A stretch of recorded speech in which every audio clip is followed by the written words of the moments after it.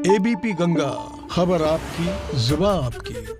और आज मुद्दे की बात में शुरुआत करते हैं एक ऐसे अस्त्र के साथ जो कोरोना की महामारी को न सिर्फ आपको उससे बचाएगा बल्कि कोरोना को खत्म भी कर देगा। 16 जनवरी से पूरे प्रदेश में वैक्सीन लगाने का काम शुरू होगा, जिसके लिए यूपी के सभी शहरों में वैक्सीन की डोज पहुंचा दी गई है। किन किन शहरों में वैक्सीन पहुंची है और कितनी डोज पहुंची है, आज हम अपनी इस रिपोर्ट में आपको बताएंगे, क्योंकि टीकाकरण से पहले की ये 2 रातें बेहद महत्वपूर्ण हैं। कैसे, देखिए इस रिपोर्ट में।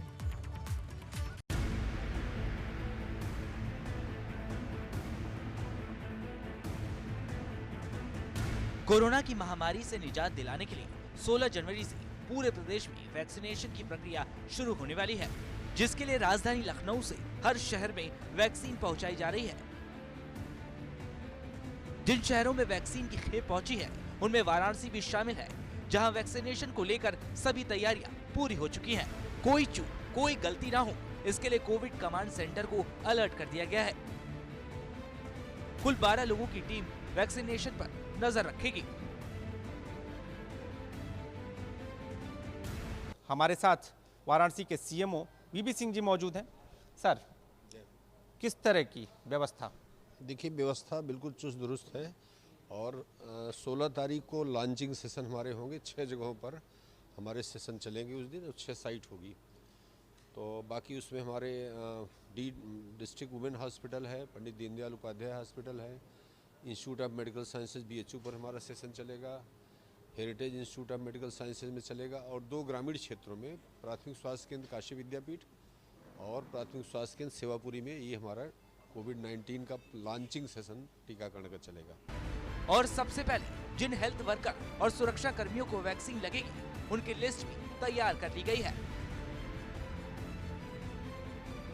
कोरोना से बचने का उपाय है वैक्सीन, और काशी वैक्सीन पहुंच चुकी है। वाराणसी में कोरोना की वैक्सीन पहुंच चुकी है। इस वक्त हम कोविड कमांड सेंटर में मौजूद हैं और ये डेस्क आप देखिए, ये डेस्क कोविड के वैक्सीनेशन पर अपनी पैनी निगाह रखेगी। लगभग 12 लोगों की टीम है और ये पूरी टीम कोविड का जो वैक्सीनेशन है उसे लेकर पूरी पैनी निगाह बनाए हुए है।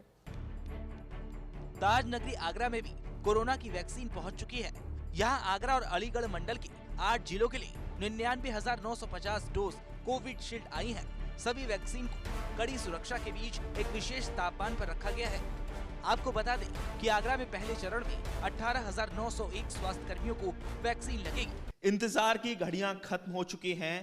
पूरे देश में 16 तारीख से वैक्सीनेशन की प्रक्रिया शुरू होने जा रही है, और ऐसे में आगरा उत्तर प्रदेश का वो जिला जहां सबसे पहले और बड़े स्तर तक कोरोना ने दस्तक दी, वहां किस तरह से वैक्सीनेशन को स्टोरेज किया जा रहा है, तस्वीरों के जरिए मैं दिखा रहा हूं किस तरह से ये 4 ILR जो मशीन है, इसमें वैक्सीन को स्टोरेज किया जाएगा। आगरा के 16 केंद्रों पर 16 तारीख को वैक्सीनेशन की प्रक्रिया शुरू होगी, और ऐसे में आप देख सकते हैं कि ये सीरम इंस्टीट्यूट की कोविशील्ड जो वैक्सीन है उसको यहाँ रखा गया है। वहीं मथुरा में कोरोना वैक्सीन की 16,000 डोज पहुंची है, जिन्हें हेल्थ वर्कर्स, सेंट्रल ऑर्गेनाइजेशन के लोगों को लगाया जाएगा। मथुरा जिले में वैक्सीन लगाने के 5 अस्पताल को चिन्हित किया गया है। पहले चरण में 500 लोगों को वैक्सीन लगाई जाएगी। वहीं नोएडा में वैक्सीन की पहली खेप में 28,840 डोज गुरुवार को बेरठ से पहुंची। नोएडा में पहले चरण में 6 अस्पतालों में बनी बूथ पर स्वास्थ्य कर्मियों को कोविड वैक्सीन लगाई जाएगी। नोएडा में वैक्सीनेशन के लिए एक पोर्टल बनाया गया है। जो स्वास्थ्य कर्मी वैक्सीन लगवाने से इनकार करेंगे, उनकी काउंसलिंग करवाई जाएगी। अगर इसके बाद भी वो नहीं मानते हैं तो उसकी सूचना पोर्टल पर दी जाएगी। पोर्टल पर वैक्सीनेशन संबंधित सभी जानकारी उपलब्ध होगी। आपको बता दें कि नोएडा में पहले चरण में 3 दिनों में 75 बूथों पर 5,713 फ्रंट वर्कर को वैक्सीन लगाई जाएगी। हमारी डोज है 28,840 डोज हमें मिली है, जो कि मेरठ से अवेलेबल हुई है। प्रॉपर तरीके से सील बंद वैन में आई है, सील यहीं पर खुलवाई गई है, और सभी के सामने खुलवाने के बाद उसके बाद उसको प्रॉपर कोल्ड स्टोरेज में रख दिया। वहीं बदायूं को कोविड वैक्सीन की पहली खेप में 10,230 डोज मिली है, जिन्हें जिला महिला अस्पताल में बने कोल्ड चेन कक्ष में रखा गया है। बदायूं में वैक्सीनेशन को लेकर स्वास्थ्य विभाग के अधिकारी और कर्मचारियों को भी जरूरी दिशा निर्देश दिए गए हैं, ताकि वैक्सीनेशन में किसी भी तरह की लापरवाही न हो। बदायूं की तरह ही श्रावस्ती में भी कोरोना की वैक्सीन की पहली खेप पहुंचा दी गई है। श्रावस्ती में 4,500 स्वास्थ्य कर्मियों को पहले चरण में टीका लगाया जाएगा। जिस कोल्ड चेन रूम में वैक्सीन को रखा गया है, वहां सुरक्षा के कड़े इंतजाम किए गए हैं। जनपद श्रावस्ती में कल वैक्सीन आ चुकी है कोविड-19 की। इसमें हमारे पास जनपद श्रावस्ती के लिए लॉन्च प्रोग्राम के लिए 4,500 डोज वैक्सीन आ चुकी है। वहीं उन्नाव में वैक्सीन की खेप पहुंचने का इंतजार लोग बुधवार को पूरे दिन करते रहे, लेकिन उनका इंतजार तब खत्म हुआ जब देर रात 10 पुलिस की कड़ी सुरक्षा व्यवस्था में 13,880 वैक्सीन की डोज उन्नाव पहुंची। उन्नाव में 16 प्राथमिक स्वास्थ्य केंद्रों के 40 बूथों पर पहले चरण का वैक्सीनेशन की जाएगी। पहले चरण में 11,751 हेल्थ केयर स्टाफ को वैक्सीन लगाई जाएगी। आज हमको राज्य स्तर से 13,880 डोज प्राप्त हुई है और इसके सुरक्षा के पर्याप्त इंतजाम किए गए हैं एसपी महोदय द्वारा। और उन्होंने जब भी वैक्सीन कहीं किसी स्टेट से यहाँ पर आने के पूरी सुरक्षा गार्ड उपलब्ध कराई है। लखीमपुर खीरी को पहली खेप में 15,600 की डोज मिली है, जिन्हें कड़ी सुरक्षा के साथ रखा गया है। वहीं जौनपुर में वैक्सीन के 17,170 डोज कड़ी सुरक्षा के बीच वाराणसी से पहुंची। जौनपुर में टीकाकरण के लिए 25 केंद्र बनाए गए हैं। अमेठी में जब कोरोना वायरस की वैक्सीन पहुंची तो सीएमओ आशुतोष दुबे ने नारियल फोड़कर उनका स्वागत किया। सभी 9,760 वैक्सीन की डोज को सीसीटीवी की निगरानी में रखा गया है।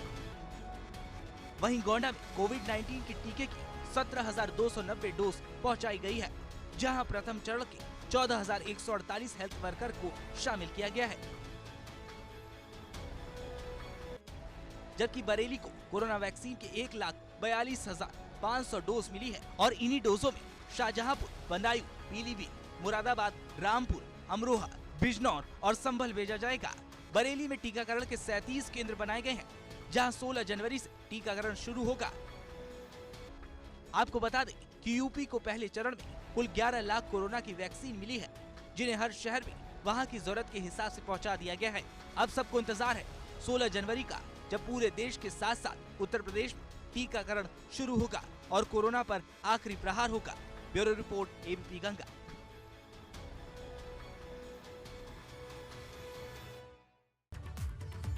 जी हां, तो अब आपके शहर में पहुंच चुकी है कोविड की वैक्सीन और 16 तारीख से शुरू होगा वैक्सीनेशन।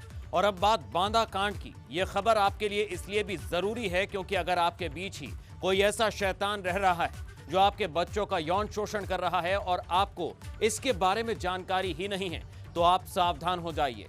बांदा यौन शोषण मामले में भी ऐसा ही कुछ सामने आया है। मामले के मुख्य आरोपी राम भवन की जांच एम्स में डॉक्टर्स की टीम ने की है और इसके बाद एम्स के डॉक्टर्स की एक टीम आज चित्रकूट पहुंची है, जहां उन बच्चों का मेडिकल टेस्ट किया गया जो कि राम भवन के यौन शोषण का शिकार बने। इस मामले में सीबीआई मजिस्ट्रेट के सामने कुछ बच्चों के बयान भी दर्ज कराएगी, जिसके बाद आरोपी राम भवन पर शिकंजा और कसेगा। फिलहाल ये तय माना जा रहा है कि 70 बच्चों में से ज्यादा के गुनहगार राम भवन के तार विदेशों तक जुड़े हैं, जिनके जरिए वो अपनी घिनौनी हरकतों का वीडियो विदेशों में पहुंचाता था और इसके एवज में मोटी रकम वसूला करता था। अभी तक केवल इन बातों के कयास ही लगाए जाते थे, लेकिन अब सीबीआई के हाथों में इसके पुख्ता सबूत भी पहुंच चुके हैं।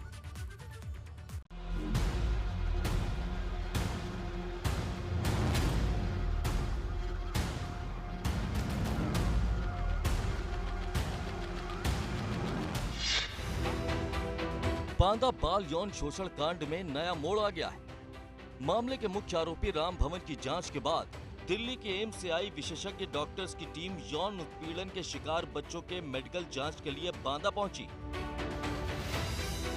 इस दौरान सीबीआई की टीम भी साथ रही। दरअसल इस मामले में सीबीआई को बाल यौन शोषण के मुख्य आरोपी जूनियर इंजीनियर राम भवन के खिलाफ कुछ ऐसा पुख्ता सबूत मिले जो इसके विदेशी कनेक्शन की पुष्टि करते हैं।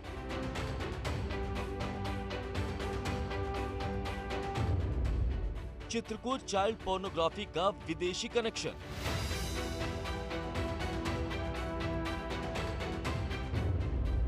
सीबीआई की टीम ने खंगाले राम भवन के तार।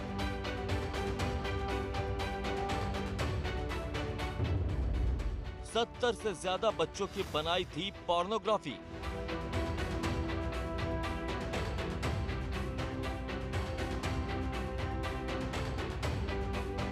विदेशों से जुड़े हैं यौन शोषण आरोपी के लिंक।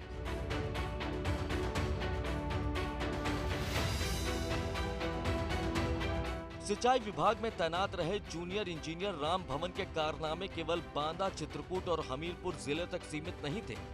दरअसल बच्चों के साथ हैवानियत के इस खेल के पीछे बहुत बड़ा गेम प्लान शामिल है, जिसके तार विदेशों से जुड़े हुए हैं।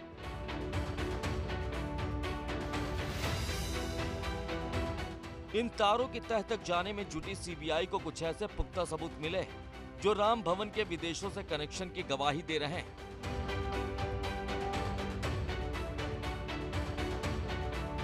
पिछले दिनों सीबीआई की टीम बर्खास्त जूनियर इंजीनियर राम भवन को रिमांड पर लेकर सीबीआई दिल्ली एम्स पहुंची थी, जहां उसके कई टेस्ट कराए गए थे, जिसमें से HIV टेस्ट भी शामिल है, क्योंकि मामले की जांच कर रही सीबीआई टीम को शक है कि यौन शोषण का आरोपी राम भवन एड्स संक्रमित भी हो सकता है।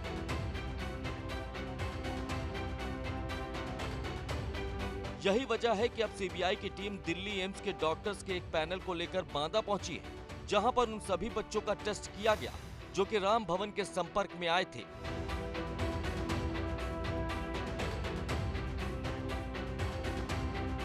वहीं राम भवन का विदेशी कनेक्शन भी सामने आया है। राम भवन के कई विदेशी लोगों से दोस्ती है। सोशल मीडिया के जरिए वो उनसे जुड़ा था। राम भवन के सोशल मीडिया अकाउंट खंगाले गए। सीबीआई को अकाउंट के जरिए कई सबूत मिले। इसी सोशल मीडिया अकाउंट के जरिए वीडियो और तस्वीरों का आदान प्रदान हुआ। सीबीआई के एक आला अधिकारी ने बताया कि इस मामले में अब तक की जांच के दौरान आरोपी राम भवन का सोशल मीडिया पर उसके विदेशी दोस्तों के साथ एक अकाउंट मिला है। सूत्रों के मुताबिक इस सोशल अकाउंट में राम भवन और उसके विदेशी मित्रों ने बाल यौन शोषण से संबंधित फोटो और वीडियो का आदान प्रदान किया है। सीबीआई सूत्रों के मुताबिक इस अकाउंट की जांच के दौरान जांच से जुड़े कई अहम तथ्य सामने आ गए, जहां ये भी पता चला कि कुछ विदेशी लोगों के जरिए ही चाइल्ड पोर्नोग्राफी को यौन शोषण का आरोपी राम भवन अंजाम दे रहा था। कहा यह भी जा रहा है कि इसके पीछे बहुत बड़ा रैकेट है, जो विदेशों में बैठकर भारत में अपनी जड़ें जमाने की कोशिश कर रहा है। सीबीआई की जांच में विदेशी कनेक्शन सामने आने के बाद जांच एजेंसी उन देशों की भी मदद ले रही है, जहां पर राम भवन के दोस्त मौजूद हैं।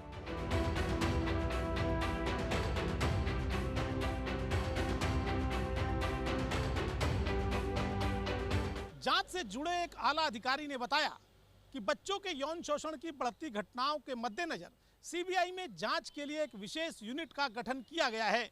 इस यूनिट का मकसद आरोपियों को कड़ी से कड़ी सजा दिलाना है। इसी के तहत चित्रकूट में बच्चों की मेडिकल जांच के बाद कुछ बच्चों के मजिस्ट्रेट के सामने धारा 164 के तहत बयान भी दर्ज कराए जाएंगे, जिससे आरोपी को बचने का कोई रास्ता न मिले।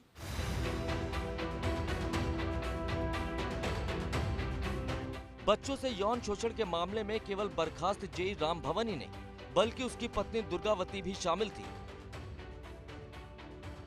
इसीलिए कुछ वक्त पहले सीबीआई दुर्गावती को भी गिरफ्तार कर चुकी है। उस पर भी चाइल्ड पोर्नोग्राफी कराने में बराबर का सहयोग देने का आरोप है। इसके साथ ही दुर्गावती के ऊपर गवाहों को धमकाने और सबूत मिटाने की कोशिशें करने का भी आरोप है।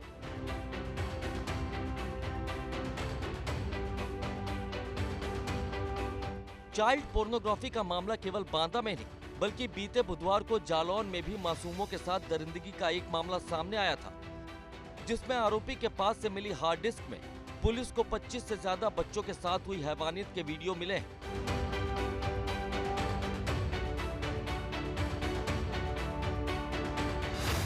कई ऐसी तस्वीरें भी मिली जो हैवानियत की कहानी बताने के लिए काफी है।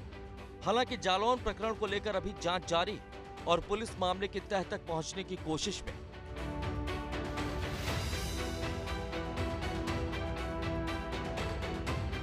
चित्रकूट से ओपी तिवारी के साथ ब्यूरो रिपोर्ट, एबीपी गंगा।